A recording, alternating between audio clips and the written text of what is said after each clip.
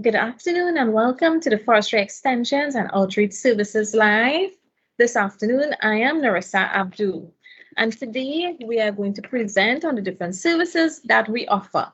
So we have a patient and knowledgeable technical team ready and willing to assist members of the public. Our services in this section is divided into 5 main units. The Community Forestry Unit, which is in St. Joseph, Private Forestry, which has offices in St. Joseph and San Fernando, Forestry Information Unit, which is in St. James, the Forestry Information and Exhibition Center, which is in San Fernando, and we also have library services available at both San Fernando and St. James. There are lots of good books on our shelves. Feel free to drop in and take a read. These are all free services offered by the Forestry Division.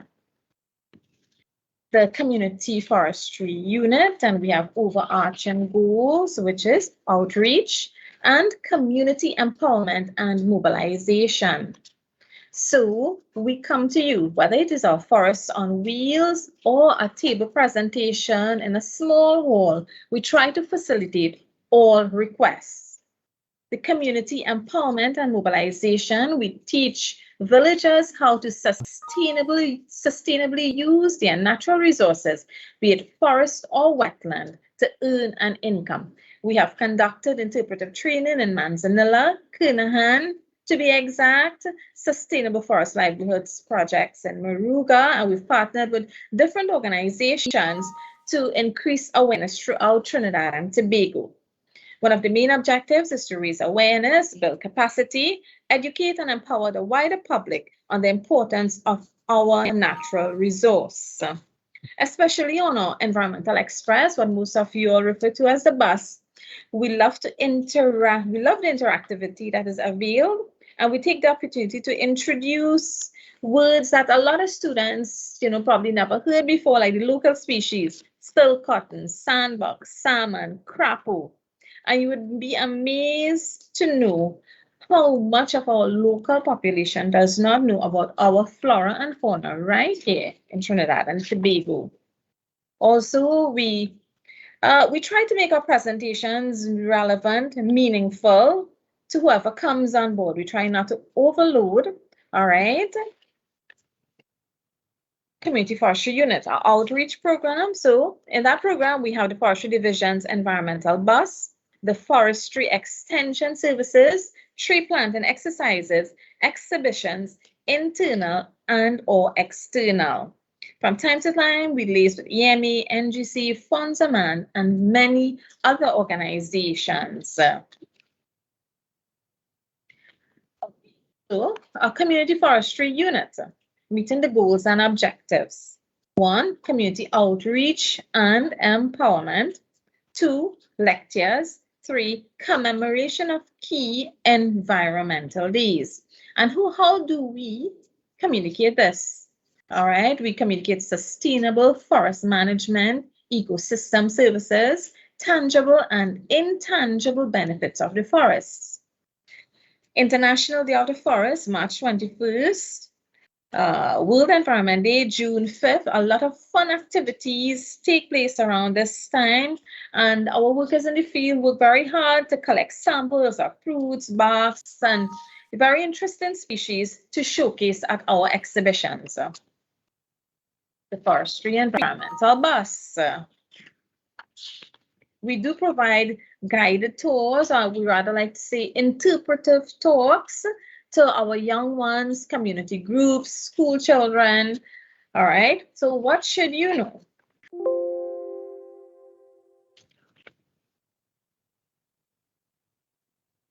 The Environmental Express is approximately 40 feet in length and 12 feet in height. It's a pretty big vehicle to navigate throughout the streets. All right, so what does it mean?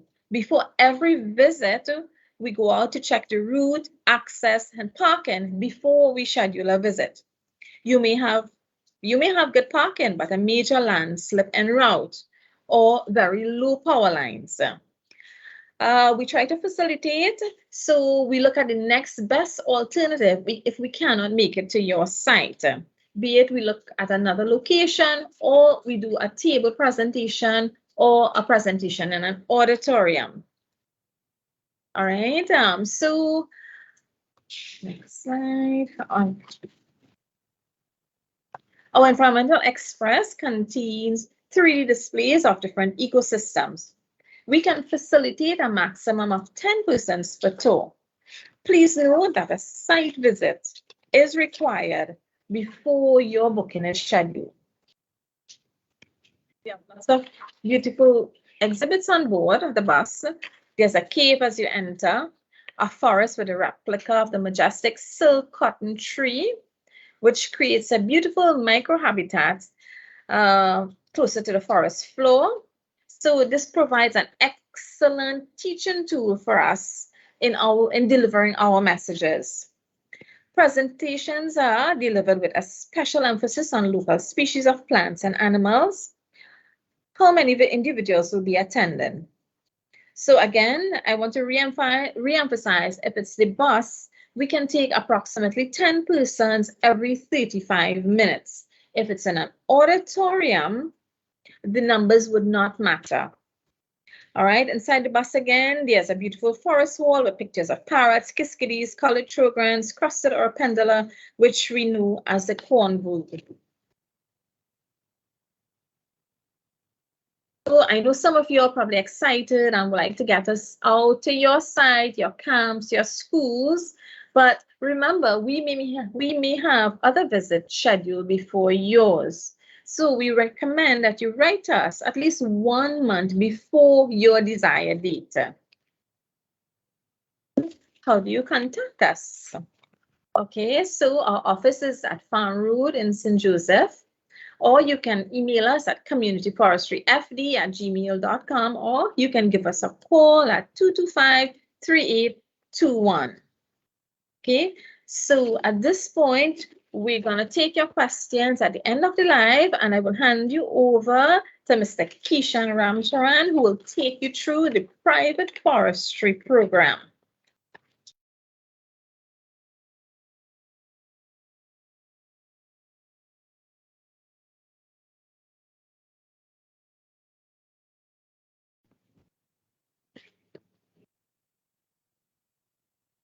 Hi, and pleasant good afternoon to everyone here locked on the live. And I'm pleased to be here with my colleague Narissa to present on the private forestry unit. And it's just as it says, private forestry. And a lot of people may have been familiar in the past with this being called the incentive unit. And I'm sure a lot of you are excited to hear about the incentives that we provide for our private landowners and ways that we could help you all utilize that land to the best of your ability and assist in any sort of consultation that you all may have. And I'm sure we already have questions on that, and we will try to touch on that as soon as we finish this live, right? So let's move on to the beginning of our slide here. So what is the private forestry unit's major goal or overarching goal? We are launching the Forestry Division's incentive program. We have had this running for quite a number of years now, and our main objectives are to reduce deforestation and land degradation on private lands. So we encourage people to plant trees. So if you have land that is sometimes bare or doesn't have much vegetation, we have incentives that you all can get or allocate seedlings from us and plant on your land and utilize it to the full extent of its capability. We encourage the planting of forest species on private lands, and species such as mahogany, local cedar, apamat, and even in some aspects teak. Right? We also promote sustainable land use practices, right? So we would come and do a consultation, look at where your land is located and give the right advice based on your topography, your slope, your soil type, and what species would be best suited to plant in your land. And we know Trinidad and Tobago has a lot of nice, rich land, and our soil are very, very good. So a lot of people would, they would like to know what species would be the best fit, and this is what our purpose is. So moving on, right? So the main objectives are to develop and promote economically viable forestry and agroforestry systems.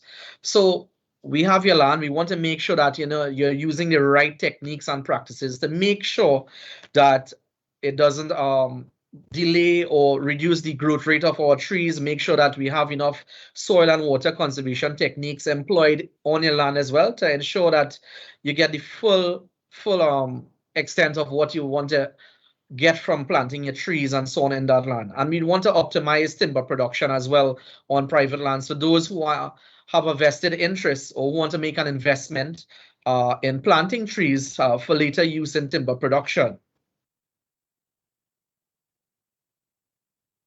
And also generation of employment opportunities in rural and agricultural communities. Seeing that we have land, some people may be blessed with a lot of land, and they can also hire a lot of people within the area to help sustain it, maintain it. And that again promotes careers for people right within that community and boost the capability of the production that you get on your land as well. So in meeting our goals and objectives, we at the Forestry Division, holistically, we do seedling production and distribution. So we can say in our different nurseries that we have located in Trinidad, there's the Capdeville Nursery, St. Joseph Nursery, Komoto Pine Nursery, and Melau also has a nursery as well. And our production would be based on about 20 to 30 or 25 to 35% of the seedlings produced that can be available for the general public, right? And we also do forestry outreach services where we have farmers register with us and we provide publications like brochures and other different bulletins and materials so that you as the farmer can find out all of our different incentives or species that are available and sometimes, the different planting techniques. And we would outreach in terms of go to you, visit the site or visit the land, do a nice proper site visit and do a good evaluation of what it is that is best suited for you guys.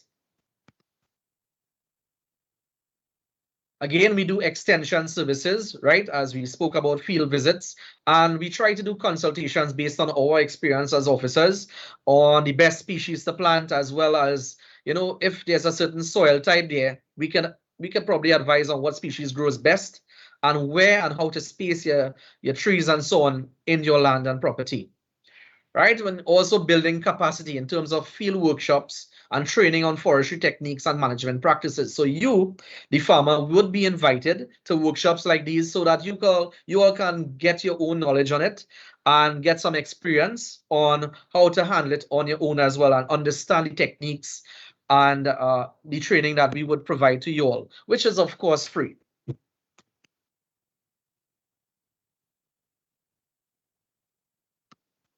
Right. So things that you should know. Right. So being a private landowner, these are some of the requirements. The ownership of that land must be a minimum of 1 hectare, 2.5 acres, the size of the land that you all should be applying for. Right. You must have present your last land tax receipt and deed. Right. And that would be, I believe, 2009, Narissa. Yeah. A valid form of Trinidad and Tobago identification, of course. And you must be registered in our incentive unit program.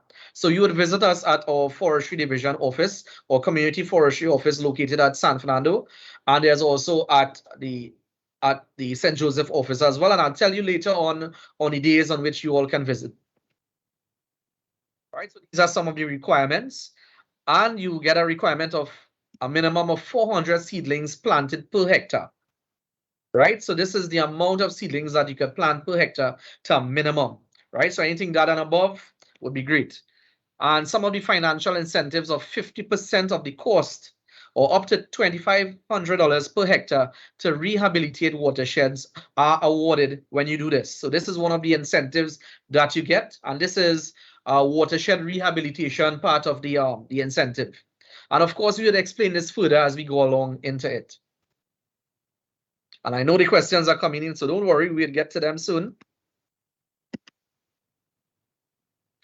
Right, we also get incentives for vehicles, and a lot of you all are very interested in this one. And these are some of the following documents that has to be submitted, right, for processing of these incentives. So you need to have your original certified copy of ownership, your receipt for the purchase of the vehicle, and a certificate of roadworthiness and valuation from the Transport Commissioner. right? This would be like an inspection report that you would get from the Transport Commission, right? So based on your vehicle incentives, right, landowners must rehabilitate a minimum of 2 hectares in any year and have a minimum of 4 hectares targeted for rehabilitation, right? So this is what you all need to do in order to facilitate and to get this incentive itself. Incentives shall be paid in 5 annual tranches, each equivalent to 1/5 of the value of the incentive, right? So this is how the payment wise would be going. Right, so in terms of the vehicles, right? So listen up carefully. We have 2-wheel drive pickups and Jeeps, right? So a new one, you'll get 15% off the purchase and up to a maximum of $20,000. Imported vehicles or used vehicles, I will say, you'll get 15% of the purchase and up to a maximum of $15,000. So just to repeat, for brand new vehicles, 2-wheel drive, we have 15% of the purchase up to a maximum of $20,000.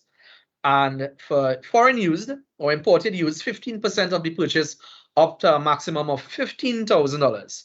And for 4-wheel drive pickups and Jeeps, of course, for those of you who have land, and most of the times it's located in remote areas, for new 4-wheel drive pickups or Jeeps, we have 15% of the purchase and up to a maximum of $30,000. Right? And for imported or used vehicles, we have 15% of the purchase up to a maximum of $25,000. So you see, these incentives are really good. And if you have that opportunity and that land available, it's best you sign up for our incentive program for sure. Right, so we try to encourage landowners to establish fire traces around and within their estate to prevent vegetation loss due to fires. Now, fire tracing is basically, and I'm sure a lot of you are aware of it, is protecting the land by clearing the soil, right, or clearing the vegetation around your land itself to protect the fire from jumping into your land, right? And it can be a width, depending on how wide it is. It could be from 10 feet to 20 feet and even more depending on how your vegetation on the other side is close to it and overhanging branches, because we don't want fires to jump into your investment, right, and cause damage. Especially this is done before the height of the fire season, right? Landowners are eligible for 20% of the cost and up to $250 per kilometer when they do these fire tracing. So all these are incentives that you can claim back for, and it's a really good offer. Right, so as we call it, perimeter fire tracing incentives. So feel free to ask questions about that when they come around.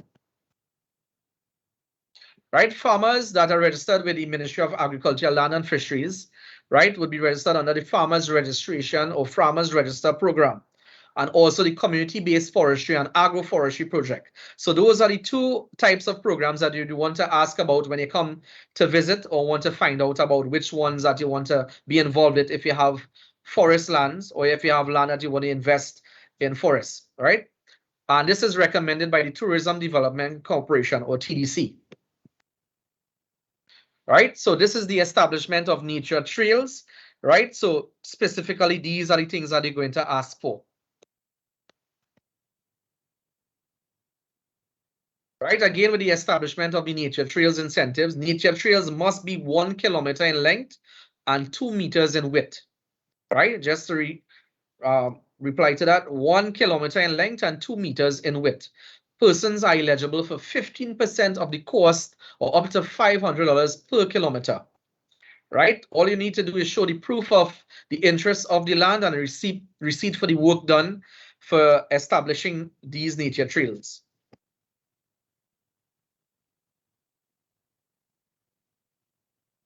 Right, so we have different systems also for planting incentives. And this one is called the Tonga land clearing, where there was vegetation before and you need to plant or you want to establish other species or other trees within that area, or you want to do agricultural crops. It says here the landowner has to grow food and agricultural crops together within the trees. And sometimes we would like to call that a type of agroforestry, because Tonga, the Tonga system is an agroforestry system itself. Right? So landowners are eligible for no more than $800 per hectare of land clearing and planting. So let me repeat that. Landowners are eligible for no more than $800 per hectare for land clearing and planting. right? For machinery and equipment incentives, we have farmers that are registered within the Ministry of Agriculture, Land and Fisheries would benefit by, again, registering with the Farmers Registers Program, Community-Based Forestry and Agroforestry project. Persons involved in the other incentives are eligible for this incentive as well, right? Right. So just to go into detail, chainsaws, if you have chainsaws with an 18-inch bow or less, brush cutters, rakes, and cutlasses, you can get incentives for those equipment. And financial incentives are of 50% of the cost or up to $25,000 awarded. Right. Just to make sure that you have your original receipts from your suppliers, and that has to be submitted as well with your claim. And an individual can claim incentives for one of each type of equipment once every 2 years. So just to repeat that, make sure you have your receipts for your purchases of your machinery or equipment, and individuals can claim incentives for one of each type of equipment once every 2 years. Right, so if you're interested in contacting us or you have questions concerning our incentive program under the private forestry, right, you can email us at privateforestryfd@gmail.com. You can visit our North office, which is located at Farm Road in St. Joseph on Mondays. And you can contact us at 225-3871 or 225-3818. And you can also visit our South office at Balize Avenue, Pleasantville, San Fernando on Tuesdays. And you can also call that number 653-9280 or 225-3764. Right, so feel free to take a screenshot of this contact, because I know you all have a lot of questions, and I'm sure that the live feed, a lot of people have been asking questions as well. So before we end, we just want to thank you, right, for hearing our presentation, right, on our outreach program and as well as our private forestry, right? So just to reply to Mr. Sunil Ramgolam on the live, and his question was, good afternoon, I have a question for this session. He has cultivated land with a mixture of teak trees and coconuts, approximately 10,000 square feet for each. And he applied for a farmer's badge and was told that teak trees made him eligible for the card. So can this be done through forestry? And let's answer this. The minimum requirement is 2.5 acres, right? What we can do is visit and give technical advice in terms of the subsidies of the acreage that falls below this threshold, right? So there may be subsidies within this acreage, but as we said, it has to be 2.5 acres as the minimum requirement. So I hope that answered your question. And let's check again for another question. Are there any field workshops or training on forestry techniques available for the general public or forestry students to get involved and also participate in tree planting exercises of local species of the forestry extension services? Right, so you can make a request to get this sort of training or this sort of workshop done via the same email to us, and we will try to facilitate. And also there are other workshops that are done and other training sessions that are done within the Ministry of Agriculture, Land and Fisheries page via the ECIA farm training sessions, right? So you all could stay tuned there, that would be advertised as well. So don't forget to email us for that request. Are there any of these services available in Tobago? And I would believe that through the Tobago House of Assembly, you can also contact them and post your queries. There should be officers there that will be willing to facilitate for those land owners over there as well.